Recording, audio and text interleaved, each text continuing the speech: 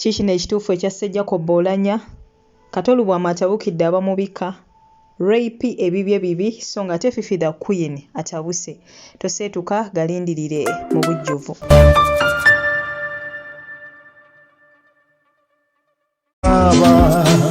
Tato fayo fayo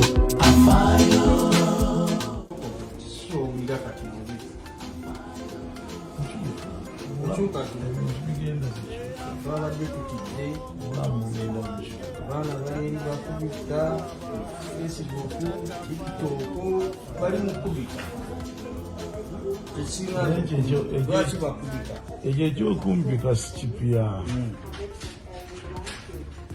Mu myaka 10 bakambika emirundi ng'ana. Njagala kukola kwekolamu awo mulimu bannange batusonda tusonde kasente zisikayagala ebintu by'okusonda bali abaana bannokubave ebintu by'okusonda babigambo bingi ebintu by'okusonda sibyagala kunsondera. The last time when nasondebwa sente ez'omutima bazinsondera 2015 ne banvumira emyaka 10 yaleeta 20,000 yaleeta 3,000 yaleeta 4,000 walawona ne bavuma. I am tired. Nze sifaanako ng'abantu abo abateewulira nti we bali b'amaanyi. Sente zange entonotono ze nnina n'emikwano gyange my bills wano bakulaba ngeri gye nzikiriyalingamu naye nga nowe bampa sente bazinsindigira sizikwata buli akuwa sente ez'omuzimuddize This is your life. No, There is this nothing is my life. like life. But I want to live a happy life. I have to live a happy life. I have to live an enjoyable life. Nesangana life. I was not born to suffer, by the way. I was not born to suffer. I was not born to suffer. Sagala kumpa omuntu akuwe 15 n'akuvumira emyaka 15. Those fools. Sagala, I don't want. No. I don't want to mumpa.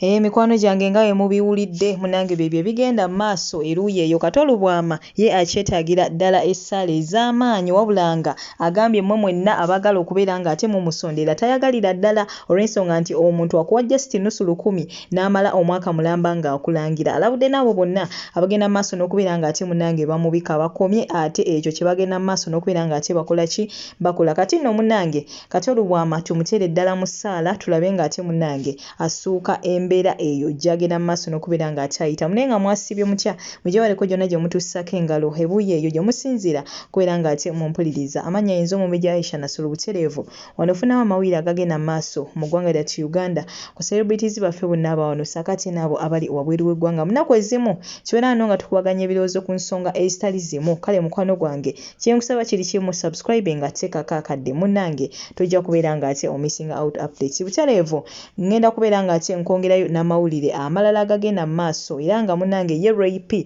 wetwogerera ebibye bibi abantu batandise dde okubeera nga ate bamulangira bagamba nti naye okuva Bindeeba we yayingira mu bulamu bwa rape bannange bisiraani ki bye yamuleetera ate mu bulamu bwe olw'ensonga nti bingi nnyo bizze bikyuka mu bulamu bw'omukyalo ono okuva Bindeeba bwe yayingira mu bulamu bwe kati nno munaye wetwogerera kigambibwa mbu bamufuutudde dda ate wali ku Galaxy FM era munnange takyali mukozi waayo bwe bityo we bigenda maaso n'okubeera nga ate bitambuzibwa nti rape takyakola ate wali ku Galaxy FM kati nno munnange byebyo ebigenda maaso eruuyi eyo so nga ate n'ekituufu ekyasse Jacob Oulanya finally Dr. Ruth Achenge bw'atyo avuddeyo n'agenda maaso n'okubeera ng'ate annyonnyola yadde ng'abantu abasinga bagenze bo maaso n'okubeera ng'ate babiwakanya bagamba nedda batulimba batuzannyira ku mutwe si kyekyo ekituufu ekyakoze ekyasse omukulu oyo Jacob Oulanya. Gwe kikyolowooza mukwano gwange ku bigambo bino bengenda okubeera nga nti nkulekerawo ngenda kuba nkulekerako akatambi ako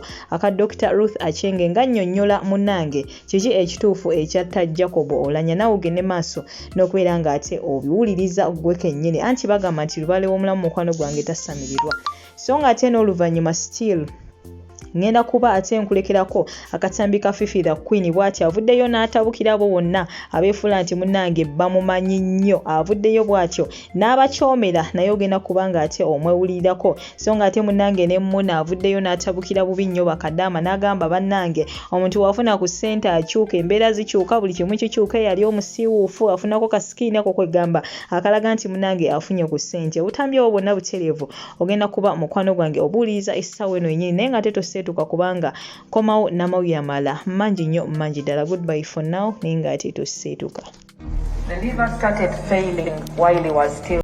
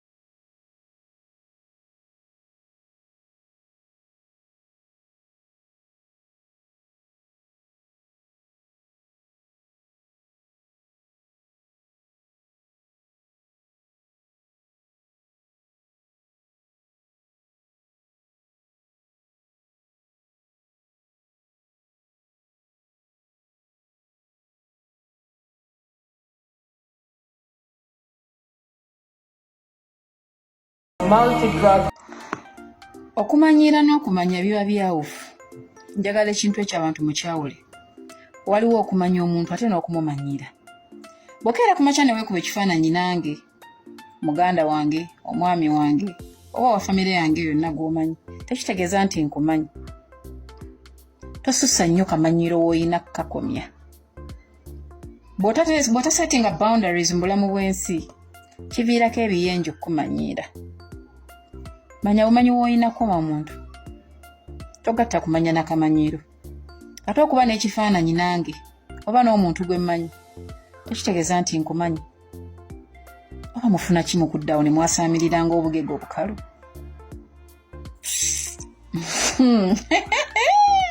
True definition of bleaching. Omanyi w'obeera mu mbeera y'ekyavu, munansonyiwa temunkwata bubi kubanga eyo y'embeera ye waffe Uganda. kubanga nze ebintu byensinga okwogera mbyogera out of my experience y'obulamu. Tosobola kubanga okolera mu kasana weetika omugugu n'ogenda mu paaka wuuyo mu butale oyaze mu kasana otandise okuleekaana engoye n'osuubira okuba nti ogenda kunyirira. Tosobola comparing obwo obulamu n'omwana akolera mu AC. Tosobola. Bw'ofuna ku ssente waliwo ako kasikini k'obusiiwuufu kakuvaako. Bw'ofuna ku ssente n'ofunamu ako kalaite kano kaya kamuko kano wamawulira wofuna ku ssente onyirira n'obeera mu yo range bakugambira mbu n'okola kiweeyerusa naye mukwano k'onookwata ku ssente ojja kulaba difference eriwo.